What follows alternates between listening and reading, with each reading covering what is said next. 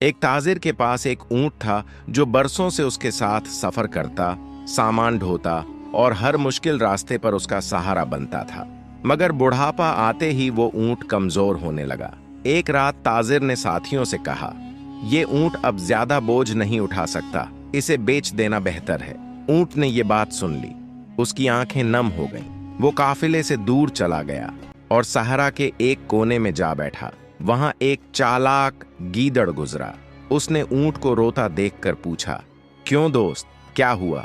ऊंट ने अपनी वफादारी की सारी कहानी सुनाई। गीदड़ ने चालाकी से कहा, मैं तुम्हें वापस इज्जत दिला दूंगा। कल काफिले का एक कीमती संदूक मैं ले भागूंगा। तुम मेरे पीछे दौड़ना, फिर मैं तुम्हें वो संदूक दे दूंगा और जब तुम उसे मालिक को वापस करोगे वो तुम्हें कभी नहीं छोड़ेगा। अगले दिन ऐसा ही हुआ।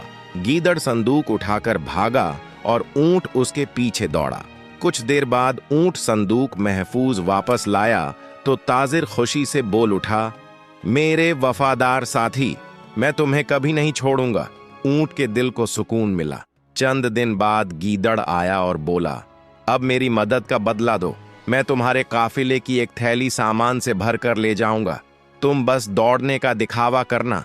ऊंट ने इनकार करते हुए कहा, मैं अपने मालिक के साथ गद्दारी नहीं कर सकता। गीदड़ ने धमकी दी लेकिन ऊंट न माना। अगले दिन गीदड़ ने वाकई एक थैली उठाई और भागा। ऊंट पूरी ताकत से दौड़ा, यहां तक कि दोनों के दरमियान सख्त लड़ाई हुई। आखिरकार दोनों वहीं मर गए, मगर सामान सही सलामत पड़ा था। ताजिर वहां पहुंचा तो उसकी आंखें नम हो गईं। वो बोला, असल वफादारी वो है जो जान देकर भी बदलती नहीं।